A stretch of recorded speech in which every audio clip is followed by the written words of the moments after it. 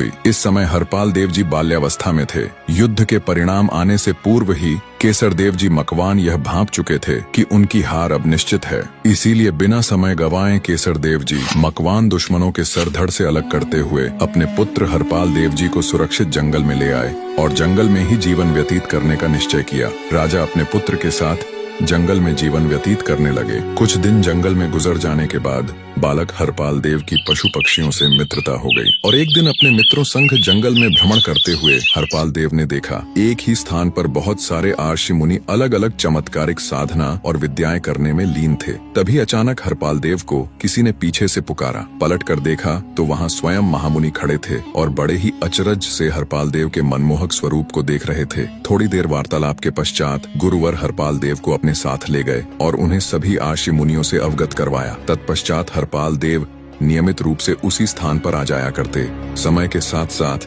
ऋषि मुनियों ने हरपाल देव को विभिन्न कलाओं और चमत्कारिक विद्याओं में निपुण कर दिया था। इसी दौरान हरपाल देव अब युवा हो चुके थे। एक दिन रात्रि को जंगल में अपनी कुटिया में सोते हुए हरपाल देव जी को स्वप्न में उनकी कुलदेवी मरमरा माता ने स्वयं दर्शन दिए और कहा, यहाँ पर तुम्हारा कार्य संपन्न हुआ। अब तुम कल सुबह ही गुजरात के लिए प्रस्थान करो। मेरे आशीर्वाद से वहाँ तुम्हारा राज्य होगा। भोर होते ही हरपाल देव जी उठे और मन ही मन अपनी कुलदेवी को याद किया और मात्र 100 सिपाहियों की टुकड़ी एकत्रित कर गुजरात के अनही वाड़ पाटन की ओर निकल पड़े। इस समय गुजरात के अधिकांश भूभाग पर करण देव वाघेला का राज्य था। सफर के दौरान हरपाल देव जी की भेंट करण देव जी से हुई और दोनों में मित्रता हो गई। करण देव जी द्वारा बहुत आग्रह किए जाने पर हरपाल देव जी कुछ दिन विश्राम करने हेतु करण देव जी की राजधानी में ठहरे। इसी दौरान एक दिन हरपाल देव जी का ध्यान नगर में दी जा रही सूचना की ओर गया। एक ब्राह्मणी के इकलौते पुत्र को शमशान में बाबरा भूत नामक मायावी राक्षस को भोजन देने जाना था।